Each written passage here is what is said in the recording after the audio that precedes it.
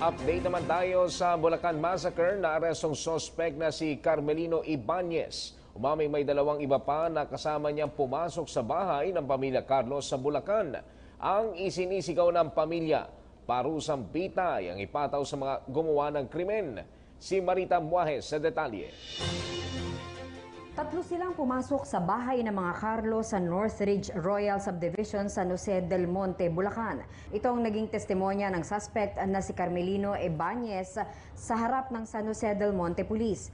Pinangalanan niya ang dalawang kasama na isang alias Tony at isang Ingo. Sa kanyang extrajudicial confession, sinabi ni Ibanez na nag-inuman sila at nagdroga bago gawin ang krimen.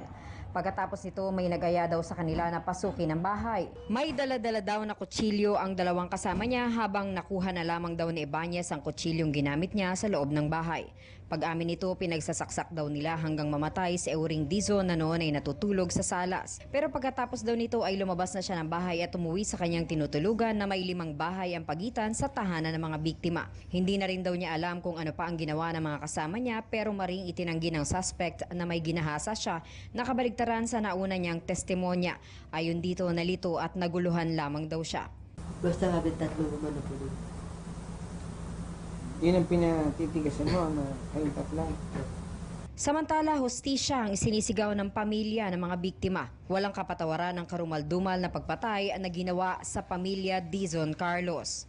Kwento ni Dexter Carlos, kagagaling lamang ng ospital ng bunsong anak at ni hindi pa daw nito nauubos ang biniling gamot para sa kanya. Humihingi ito ng hustisya para sa asawang si Estrella na nagtamo ng 45 saksak, 3 anak na sina Donnie, 11 taong gulang, Ella, 7 taong gulang at Dexter Jr., 1 taon. Nagtamo ang mga ito ng mula 5 hanggang 19 na saksak at biyenang si Euring na may mahigit 30 saksak. Panawagan ni Dexter at iba pang kaanak, ibalik ang death penalty at sana daw unang mabitay ang mga gumawa nito sa kanyang pamilya. Tulungan nila akong mabigyan ng hustisya itong pagkakuan ng pamilya ko. Kung sino yung may gawa, dapat sila yung maparusahan, hindi lang yung isa o ano. Nawagan ako pagkakuan. Tukoy na lahat na yung gumawa ng krimen. Sana maipasa na yung batas na death penalty at gusto ko sila yung unang masampulan.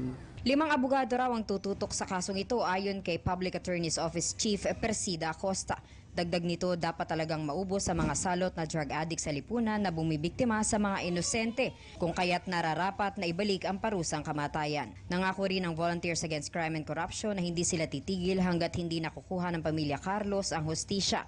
Sa ngayon, hawak na rin ng mga pulis si alias Tony habang hinahanap pa si alias Ingo.